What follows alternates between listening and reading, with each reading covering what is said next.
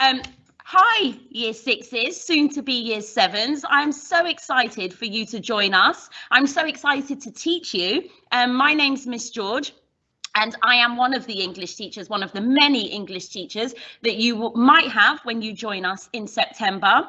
And I love books. So this session is titled Boys Who Love Reading. We have lots of readers in our school. Our school is one of the best schools that I've ever taught in because lots of students get books out at break time, at lunch times, and I will see them in the playground reading, and it's really, really great for me. So I've called this session Boys Who Love to Read because I'm hoping that is going to be you.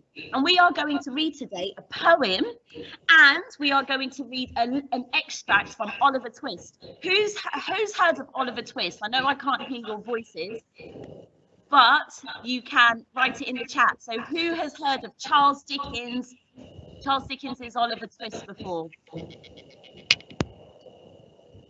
can see a few students saying yes. Brilliant, boys. That's so good to know. So we are going to start off then. Have a look at the screen and you can see some famous characters from fiction stories. So we've got Mowgli, we've got Harry Potter, we've got Cinderella, we've got Spider-Man, and we've got Unfortunate Events. Now, what do you notice about, what might they all have in common? Anybody got any ideas? So I'm just going to ask you to think about it for about 10 seconds. Any ideas what they all have in common? I think somebody put it here. Okay, great. So yes, they are all orphans. All of them. Now, we don't really use that word anymore, thankfully, but all of those characters that we can see here don't have parents, but they've still achieved great things. They've still done really well in life. And today, I want us to think about what life was like for children, particularly orphans in Victorian England. We're going to think about the attitudes towards them, and we're also going to be able to make inferences from a text. So that is what I want us to do today. So if you have a look at the image on the screen, this is from the film Oliver Twist, which I know lots of you have probably seen already. And if you were in my lesson, I would say, right, we're all going to look at this image and we're going to write down 3 explicit and implicit things about them. Does anybody know what explicit means and implicit? Anybody have any ideas about what they mean? So again, I'm going to give you some thinking time and you're going to think about that.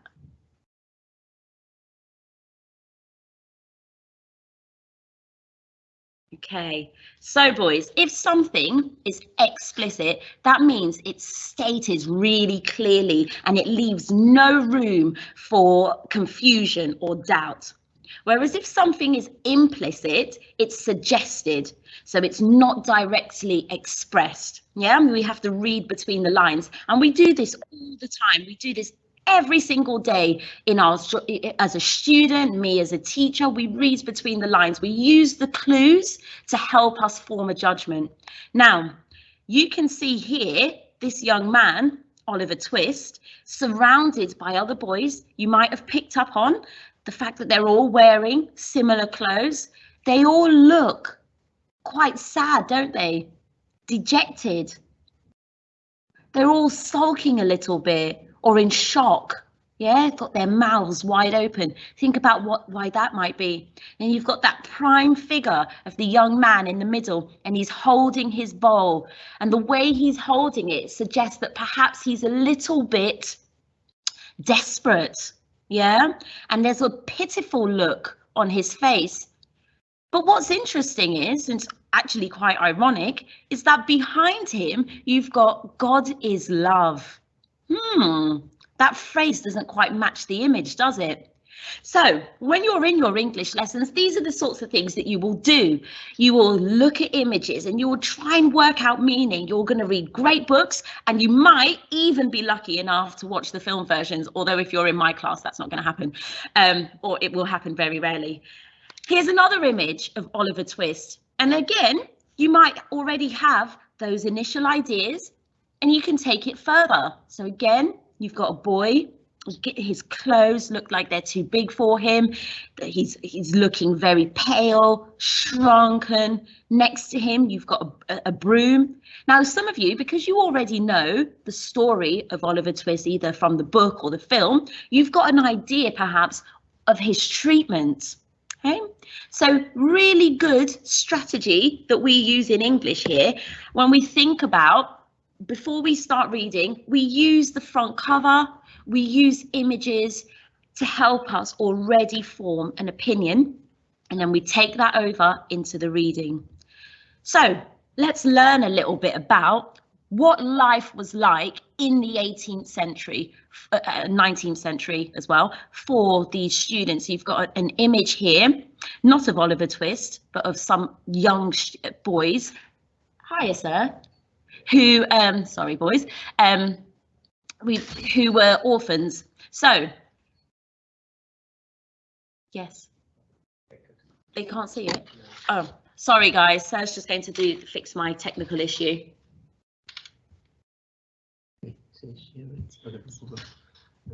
Yeah, so they can't see. It's fine. I'm gonna do it. Okay. Okay, so I can continue? Yeah. Yeah, okay, thanks, sir. Boys, sorry about that, technical issues. So an orphan in 19th century England was not only a child without parents, but also a child that was forced out of their families due to overcrowding or abandonment. So what would happen was people would live in tiny houses unless they were very wealthy.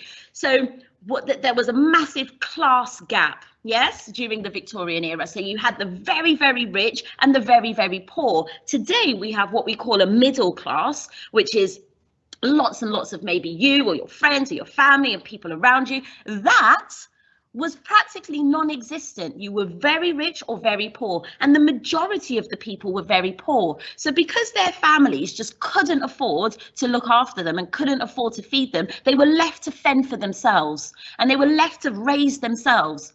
So these children, sometimes called foundling, they were children that had been abandoned and they'd been found by others. Now, obviously, that made room for a lot of those children to be exploited. And a lot of them would have to end up working. So sometimes we see films and we've got shoe shine boys and chimney sweepers. That's all true. Yeah, those children would have been used by people who were wealthy because they were cheap labor, or for chimney sweeps because they had small, nimble fingers. They were able to climb up into the chimney. They were used to do these sorts of jobs during the Victorian era by people who were very, very wealthy and people who could take the mick out of them and exploit them and their families and their situations. So all children taken in as foundlings, even those whose names were known, were given entirely new identities at the outset. So they were renamed. These people who took them in didn't really care that they had families at home and they had other responsibilities and other people maybe that looked out for them. They didn't care. They were given new identities. They were seen as worthless. But there was a hospital, the Foundling Hospital, and it provided shelter and food and clothing and medical care and education and work placements so that its children were well equipped to cope out in the world. However, a lot of these places were based on charity donations. So a lot of these children received the absolute bare minimum. And we're going to learn about some of those. So we've got the Foundling Hospital. We've also got places like the Ragged Schools. We're going to learn a little bit about that today. And various institutions like the church who promised to look after these children, but actually the situation once they got there was a lot worse. So between 1 in 5 children died before their 5th birthday. Now, if we think about that today, we can't believe it. That's shocking. That's almost unrealistic. But back then, that was common because they didn't have the healthcare that we have today. The health system, we're really lucky to have the NHS, for instance. Didn't have that back then. Didn't really have people who cared and people who could provide for them. So a lot of these children would get very, very sick from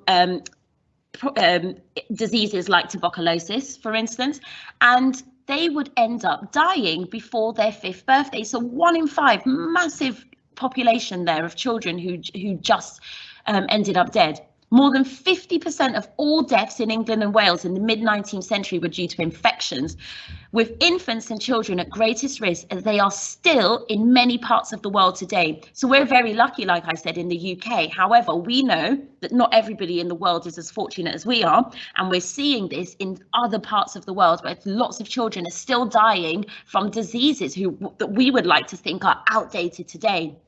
As well as that, you often had mothers, boys, who died during childbirth. Again, still happening in lots of parts of the world, but we have a system in place to support women the minute they find out they're pregnant to when their children are 2, 3, 5 years old, sometimes even longer. Okay, but back then, a lot of women would die during childbirth. And it is recognised that in the 19th century, that illegitimate children, so that's children whose parents weren't married or weren't together, they were half as likely to survive compared to children with married parents. Now that in itself is quite interesting, isn't it? And it's also shocking. So children who didn't have both parents were more likely to die than children who had both parents. Fortunately, we've come a long way since then.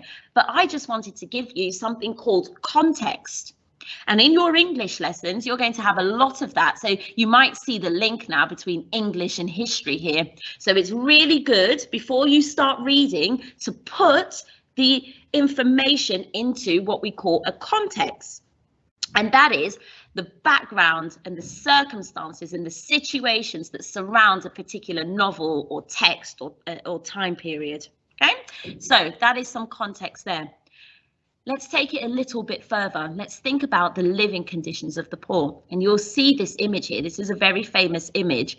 And you've got people, women with babies out on the street. And you've got in the background some very shady characters, it seems. And then you've got here the houses that they lived in. And you can see that it's quite dark and dingy and cramped. But it's just a mixture of people all muddled together in these slums. So boys, let's have a listen. Between 1800 and 1850, the population of England doubled. At the same time, farming was giving way to factory labour. So we're starting to see what we call the Industrial Revolution beginning.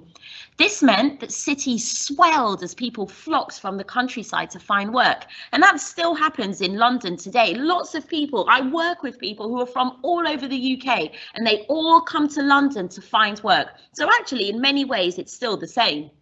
As a result, cities only big enough to contain 18th century populations were under pressure to house new residents. Previously, the rich and poor had lived in the same districts, the rich in the main streets, the poor in the service streets behind.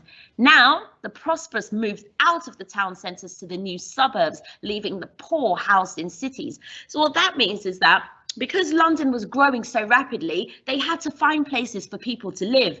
And the rich people, they decided they're going to move out into the suburbs of London, so into the nicer, quieter, leafier parts where they didn't have to mix with the poor people. So you'd have all of the poor people crammed together in these tiny, dingy houses and basically left to fend for themselves. So much of the housing for the poor was demolished in order to make factories. Thus, many of the people were forced to live on the streets and in slums. So poverty was rife. And you've got these children being born without anywhere to live and no families. Oliver Twist would have been an example of one of them. So this is an example, an extract taken from the novel, and I'm going to read it to you, boys. Now, there are some really big words in here, so I'm going to stop every so often and I'm going to discuss them with you, okay? Just like you would do when you get to secondary school. And this is why it's so important that you read, and you read a lot over the summer, so that when you join, you're ready to really make lots of progress in your lessons, okay? That's what we want for you, boys. We want you to do really well, and the more you read, the better you are going to do when you get to school, okay? So let's have a read through of Oliver Twist. For the next 8 or 10 months, Oliver was the victim of a systemic course of treachery and deception. Okay, so Oliver is the victim of treachery and deception. So Charles Dickens, he's a bit like me sometimes. He's a bit of a rebel when he wants to be, yeah, and he stands up for what he believes in, and he's ready to fight back in the best way, in the legal best way possible, boys, by that. And he is saying that the people who were meant to look after children like Oliver Twist, who were meant to look after orphans, they didn't do that. So they were traitors, they deceived. Okay? He was brought up by hand. So he was brought up the old-fashioned way. The hungry and destitute situation of the infant orphan was duly reported by the workhouse authorities to the parish authorities. So his situation was passed on, yes? So some people were obviously worried about orphans and children like Oliver Twist, so they would pass it on to the church. The parish authorities inquired with dignity of the workhouse authorities whether there was no female then domiciled in the house who was in a situation to impart to Oliver Twist the consolation and nourishment of which he stood in need. So the church is saying, well, he needs food, he needs sympathy, he needs somebody to look after him. The workhouse authorities replied with humility that there was not. So the workhouses were where children were sent, and they were put in these houses, but they weren't very comfortable, so they don't have the comforts, the creature comforts that we're used to today, or even the luxuries we're used to today. They were all housed there, and they were made to eat awful foods like gruel, for instance, and they were treated really badly, and they were sent to these awful schools, which I'm going to show you in a minute. And Oliver is there, and the workhouse people say, no, we can't provide, we can't give him all of those things that he needs either. So the church is struggling, the workhouse authorities are struggling. Upon this, the parish authorities magnanimously and humanely resolved that Oliver should be farmed, or in other words, that he should be dispatched to a branch workhouse some 3 miles off, where 20 or 30 other juvenile offenders against the poor laws rolled about the floor all day without the inconvenience of too much food or too much clothing, under the parental superintendence of an elderly female who received the culprits at and for the consideration of 6-7 pence halfpenny per small head per week. Quite a lot there. Dickens loved to use long, complex sentences, as you can see. So children like Oliver Twist then were referred to, some of you might have picked up on the language, juvenile offenders, culprits, and they were under parental superintendence. So these children were treated as if they had committed a crime, when really they hadn't done anything. Their only crime was not having parents. And this was typical of a lot of the situations of the Victorian children, boys. And the lady who looks after them, she's an elderly female, and she gets paid to look after them. But we can see, we can infer, hopefully, that a lot of these boys didn't get any of the money. Yes, because she was keeping it all for herself. Notice the clues in the language there. She's a superintendent. She sees they're an inconvenience, we're told. They roll about on the floor all day. So it's practically slave labor, yes? And she gets to keep all of the money. Let's keep going. Oh, and boys, if we just go back to, there we go, this word here, I'm going to put my cursor, magnanimously. Anybody want to think about what that might mean? I'll give you 30 seconds. I'm not sure if you can use the chat, but you can put it in the chat.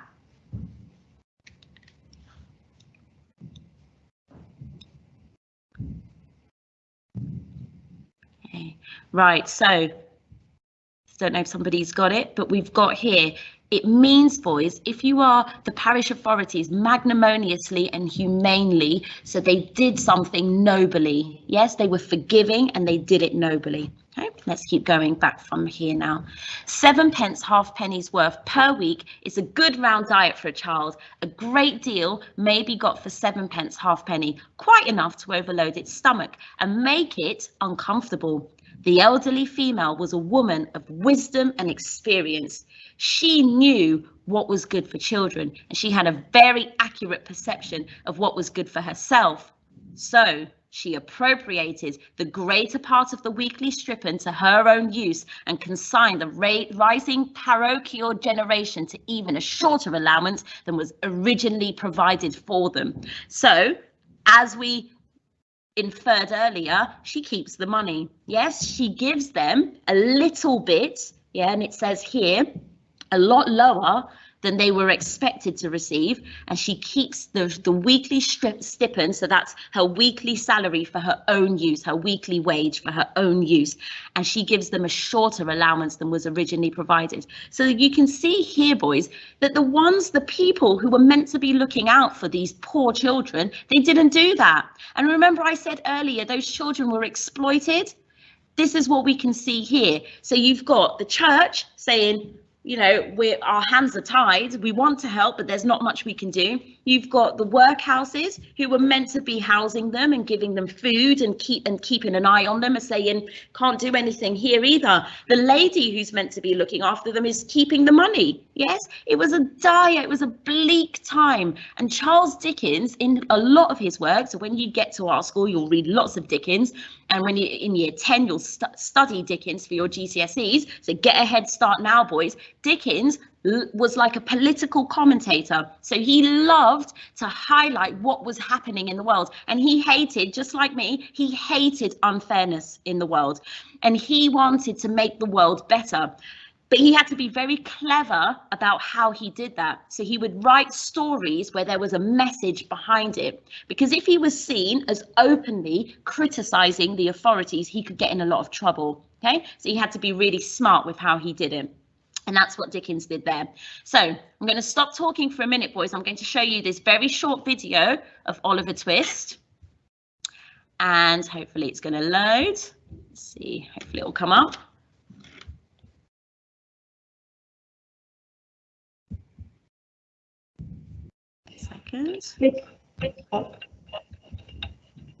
Miss, I don't know if you can put the video on. I don't know if it's not letting me do it. From here, Miss, I just want to tell you that we make sure we click on the sound. They couldn't hear the sound earlier. So I'm going to share it from here now. Thanks, Miss. Second, and I'm going to go back to this amazing video and we're going to watch it together. And now the sound is on and I'm sending live. I hope you can see this now, boys. And Miss George will be able to talk you through this video. 1 second. And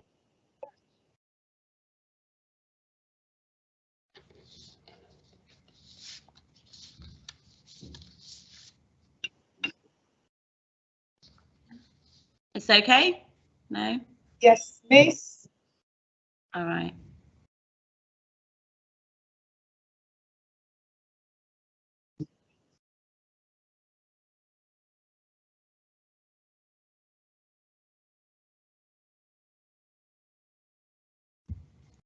I can't see it, Miss. But don't worry, we can skip that.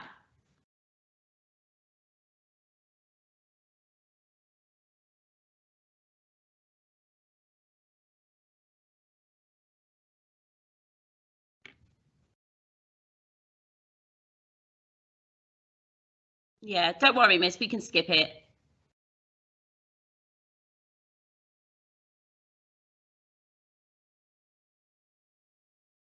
No? Miss, would you like me to carry on?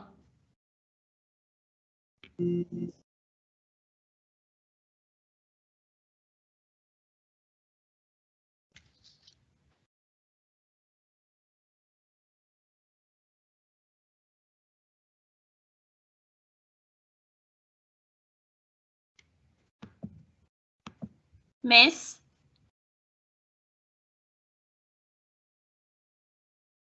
Miss George, can you hear it, please? I can't hear the video, so. Okay, I'm going to share the video again, Miss, and I'm going to resend live so you can hear it and then the boys can enjoy it at home as well. Okay, fine, Miss. Awesome. That's fine. I'm going to do that again because I played it here, but I'm going to just take it back again and I'm going to reshare now. 1 second, gentlemen. I'm resharing the video with you now. It's not working, Miss. Don't worry, we can skip that. Yeah, I'm resharing now, Miss, and I'm sending the video. 1 second. Just resharing it now again. And I'm sending live. Please let me know if you can hear it, please. I've just sent it now again, Miss. No, I can't see it or hear it. Okay. But don't worry. Okay, awesome. Thank you. Yeah, we'll skip it. Can you see my slide? No, I would stop sharing. So fantastic. Your slide is now up, Miss. The slide Perfect. after the video. Yes, perfect. So you should see the Victorian Schools. Yes? Yes, I can see the Victorian School now, Miss. Brilliant. Okay, thanks, Miss. Right, boys, so you will have to look at this video possibly another time, or we can look at that in September if you remember by then. So let's have a look at some of the schools that the boys would have went to. Now, we are very lucky that when you join us, you won't be joining a school that looks as stern and severe as this. Our school's bright and colourful and creative and fun. But let's have a look at these Victorian schools. So, what do you notice about the expressions, the teachers even? Think about where they're stood. Think about the behaviour. Children in these videos, how are they sat? What's missing compared to today? And if you really want to push yourself and challenge yourself, look at this image and it's a basket. And you've got, it looks like people sitting inside, but they're hanging from a ceiling. What's going on there? So I want you to think about that for a second, and then we will go through it together. So what sorts of children went to school? So when Queen Victoria came to the throne, that's why I remember it's called the Victorian era. When she came to the throne, most of the children never went to school, and they didn't read and write unless they were rich. Yeah, so school was for the rich children. Thank God that's changed now, and anybody and everybody in this UK is entitled to an education. But back then, children from rich families were taught by what we call governesses. So these people would stay, usually women, mostly women, would stay in their houses until the age of around 10 years old. And they'd be like a live-in teacher. Yeah, can you imagine living with your teachers? I bet none of you can or would want to. Wealthy boys from the age of 10, they would go to public schools. So very similar to, I suppose, private schools of today. And girls, on the other hand, would stay at home and they'd be educated at home. Now, the poor schools were initially introduced as like a Sunday school, and it was by a man called Robert Raikes. Now, Robert Raikes, he had a mission. He wanted to get lots of children into school, and he wanted to help the poor. He wanted to give children an education. So he was a great man for that reason. And when about 1870 came, the schools decided, you know what? We're going to let all students go to school. So Robert Rake in 1831 said, I want poor children to go to school. It wasn't really until about 1870 that all students could get access to an education. But the education, boys, was still unfair, and it was still unequal, because the poor students would go to what we call ragged schools. And Charles Dickens also writes about ragged schools, because one day he goes to visit one and he writes about his experience and how we should help. Okay, it was called the ragged schools because it was poor children who was attending those schools, and poor rags, yeah, and ragged schools. Now, these schools, boys, were terrible. There were about 80 students, between 70 and 80 students in one class. And you can see that in the second picture on the right-hand side. The classes were packed.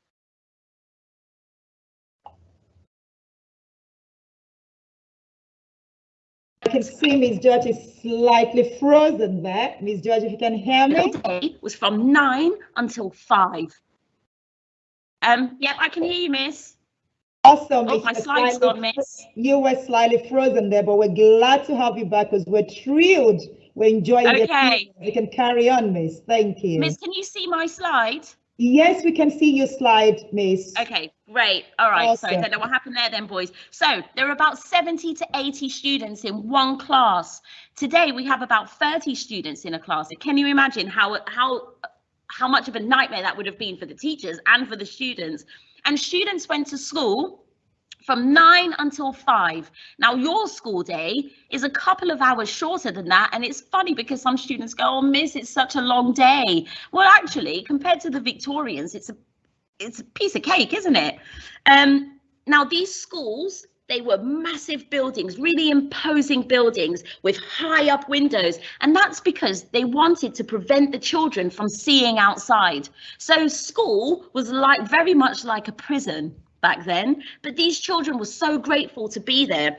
And there wasn't what we have, displays and, you know, bright classrooms and interactive boards and all of that. Nope. The walls would have been bare, and they had the minimum amount of text possible for the children to look at. When they were at school, all they were focused on was what we don't really say it anymore, but it was called the 3 R's. Your parents or your grandparents might remember this. And it was reading, writing, so the emphasis on the sound, the alliteration there, and arithmetic. Yeah, so that's the 3 R's. That's where it came from.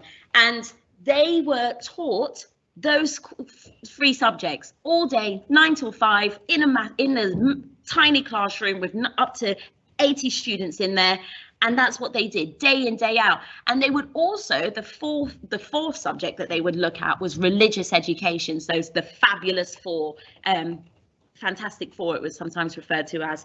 Now, these were seen as the most important subjects, and a vast majority of that school time was spent on that. Now, today you will do design technology, and you will have art class, and you will do drama, and there's so much variety in our curriculum, thank God. I know, and I hope lots of you would be excited to just study English, maths and science every day. But back then they didn't really have a choice. They had to do that. And the teachers would talk and write on a chalkboard, and the children would just copy their notes. And you can see here that they had their own little slates, so like their own little mini chalkboards there themselves. So that meant after they finished a lesson, they'd rub it all off and they'd have to try and remember things by heart. Yes?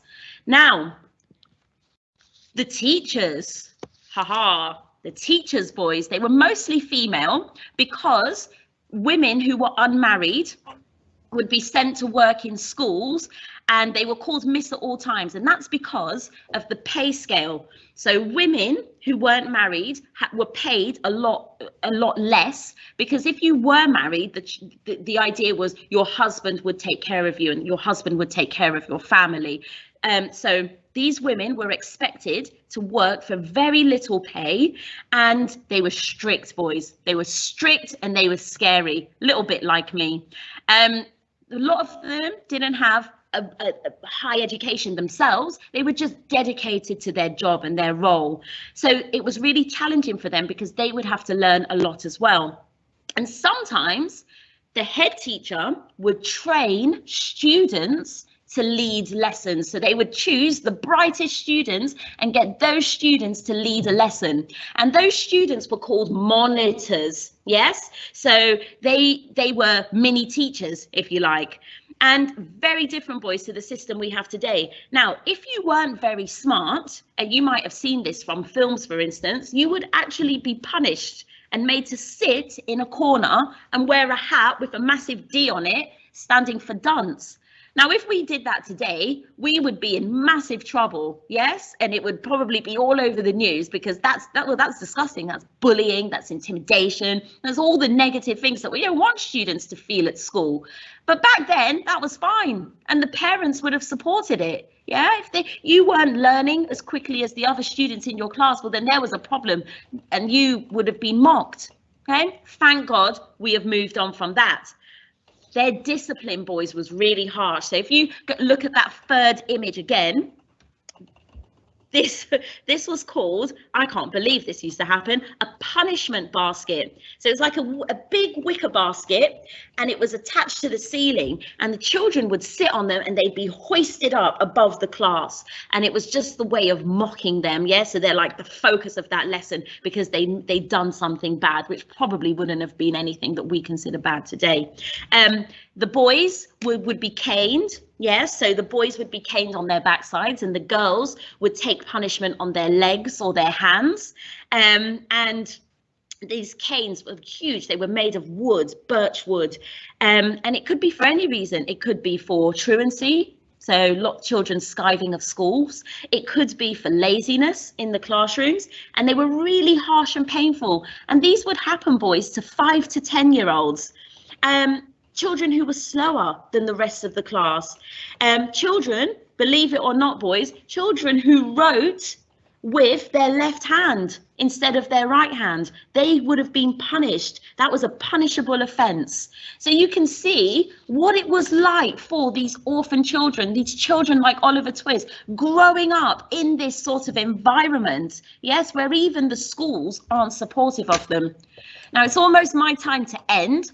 So I'm going to finish with a poem by one of my favourite writers, and his name is William Blake. And he wrote this very short poem, and it's called Infant Sorrow. So I'm going to read this poem to you, and I want you to consider, why might the mother groan? Why might the father weep? Think about the verbs that's being used here. Think about the similes that's being used here. Now, I know from your primary schools in your English lessons that you've learned about verbs and similes and adjectives and alliteration before. If you can't remember, that's fine, okay? Because you will do this when you join our school in year 7 and so on. But let's just think about that whilst we're reading. The mother groaned, my mother groaned, my father wept. Into the dangerous world I leapt. Helpless, naked, piping loud, like a fiend hid in a cloud. Struggling in my father's hands, striving against my swaddling bands.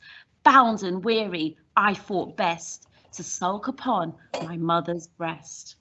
So he is crying here, boys, because he's about to be unleashed.